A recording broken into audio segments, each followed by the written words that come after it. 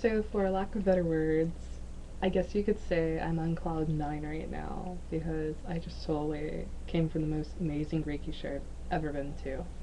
I mean, it's not that I've been to many, but this one was just whoa. I think it had to do a lot with the energy of the people who were there.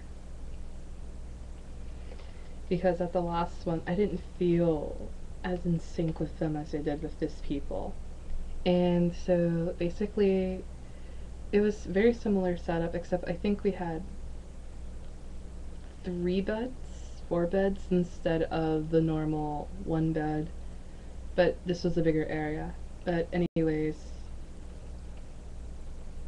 we divided up into groups and we did one person at a time, and I think she tried to divide the actual practitioners from the non-practitioners to keep it fair. And also she tried to keep the level 2s divided up so we could do symbols on the table as we switched people. But I worked with a very, very wonderful group of people. In fact, we actually exchanged numbers with a few of them. And the things I saw were like incredible. Like, this one person I was working on had a totally, totally, totally shut third eye. So I wasn't trying to force it open. My energy just, well, it wasn't my energy, but the energy I was channeling just decided it was time for it to open. And her eyelashes were fluttering, and she actually had to verbally ask me what I was doing, and I told her, and she was cool with it and relaxed. And also, a lot of the people I worked on, they had issues with their lower back area around their sacrum, and I'm getting the sense that they're having a creativity block, that they have so much in their imagination, but they just don't trust it, or someone else told them that they shouldn't be thinking that. And I told them this information, and they agreed with me. And also, on one woman I was working on, I actually saw lots and lots of paintbrushes, and I pointed that out to her, and she found that very interesting because she actually had wanted to get into painting, but she wasn't sure how to start it. And what was also interesting was I worked on a man, and he was a non-practitioner, but he had a really, really nice energy. Like, you could tell he had a high vibrational frequency just by looking at him. I think that's why I sat by him in the beginning, because I guess you know the term like attracts like. And he had an indigo aura. Most of the people in that room had an indigo-ish violet aura. We had a few greens though, at least before we started. But, and then on him, I'm trying to remember the name of it. Solar plexus. Thank you. His solar plexus was very, I don't even know how to describe it. It just kicked the hell out of my hand. And I just felt pain. And I know this guy's in the military, and I know he's used to being in that type of control. And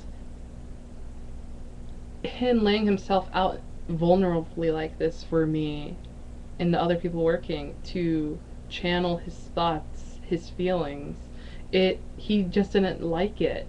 So I had to tell him to just let it go and relax and let the source, let the energy just heal you and do its work.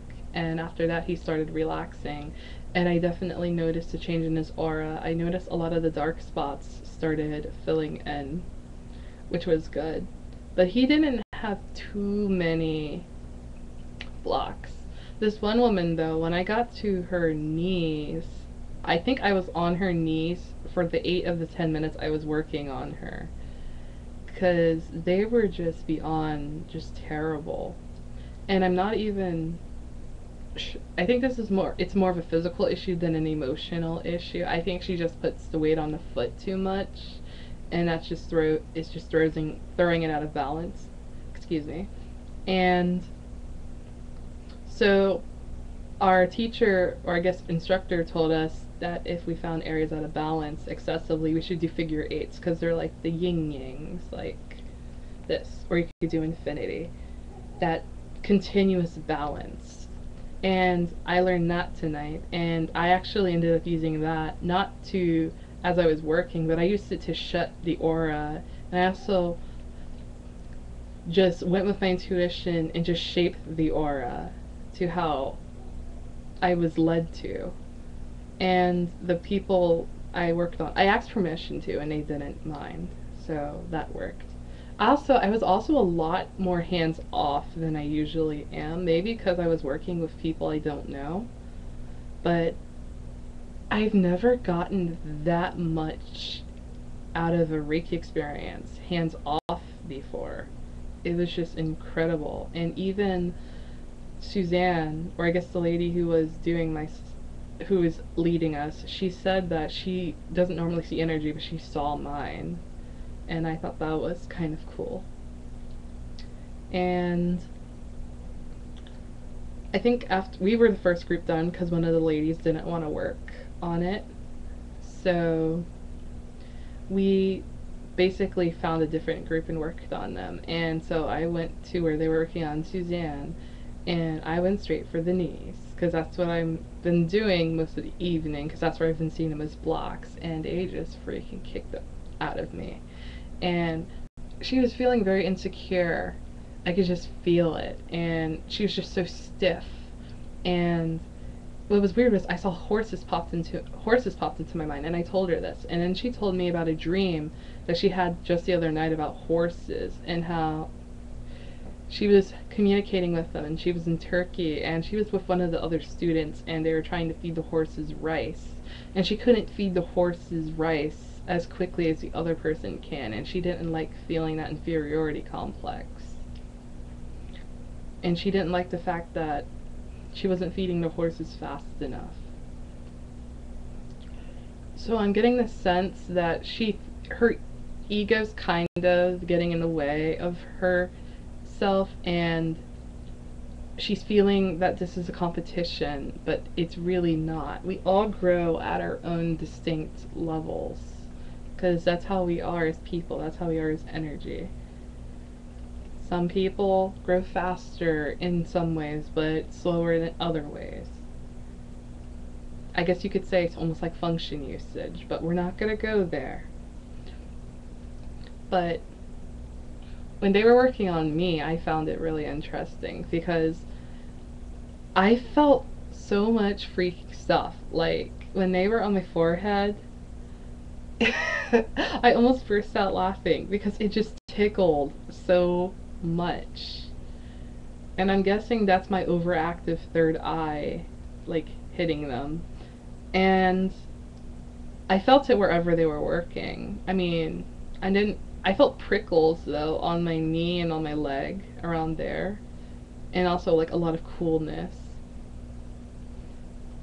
And what's odd was when I was done, I asked them for not their diagnosis, but their report of what they did. They told me that there was almost virtually like nothing wrong with me from head to waist.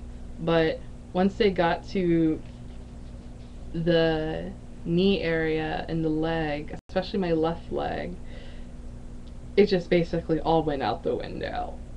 And I was completely expecting that. And they said it was my left leg, which was interesting because I confirmed that my left leg always hurts. Like, always. My left foot always hurts. And I know why, because my feet are crooked. Like, my right foot's completely crooked. And so when I walk, I think I put more weight on that left foot to make up for that awkward walking stance that I do. And also, I have flat feet, which doesn't really help my case. But after they were done with me, I noticed that my lower back pain felt nice and light. I felt springy and flexible, and my foot had stopped hurting quite considerably. And I just felt so refreshed. And then what was even more amazing was when we did our Reiki circle, and I was just so in awe because I probably was one of the only people in the room who could actually see the auras, but everyone's aura just grew brighter and brighter as the energy circulated through. And then I started seeing just the bright colors. And we just expanded our energy out, and we did Reiki over the room, Reiki over each other, Reiki over Virginia Beach, Virginia, the US, the earth, anyone in the world who needed it, any friends or family who needed it. And it was just really beautiful because I'd never been in that type of experience before. And what was hilarious was afterwards, nobody wanted to leave. I certainly didn't want to leave, which was odd because I usually one of the first people who want to leave. But I ended up chatting with a few people, and we actually decided to keep in contact, and I actually invited one of them to the Reiki share I'm planning on attending next Sunday. And Grey Wolf Man is going to be there again, so that should be interesting. But the main thing I really took away from the night was learning how to discharge the energy. Like, the way I learned was brushing it off. And as people in Tiny Chat have witnessed, that's not the best idea. Because that energy is going to go somewhere and it could still hit someone. And you do not want to wear anyone's energy. You do not want to. Trust me. As an empath, I know what happens. You probably do too, but you don't realize it, or maybe you do. It's just not cool. You're just better off without it, out it not sticking to you. Anyways, what was I about to say? Oh yeah, she said the best way to discharge is you could wash your hands in ice cold water because it neutralizes the energy. And what's really weird is it works because your hands are vibrating usually when you're done doing Reiki on someone. So you wash your hands and a lot of that vibration goes away, and you can accelerate the discharge of the energy by, you can put your hands into the wall or something really sturdy, or you could do something called dry washing, and I can't demonstrate it here unfortunately because I think I would drop the camera if I do. But it's very useful, and that was probably one of the very most useful things I have learned tonight. And I'm definitely going to keep a thing of cold water nearby for my next Reiki session. And another thing I learned was there's so many different interpretations of what you may be seeing.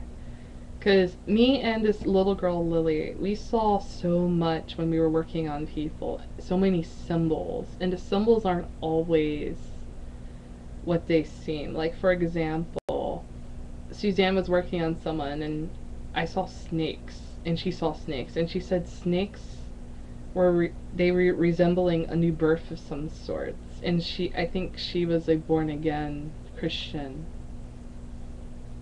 Which was also really interesting because it was her hair coming out of her crown chakra, which is associated with your spirituality. And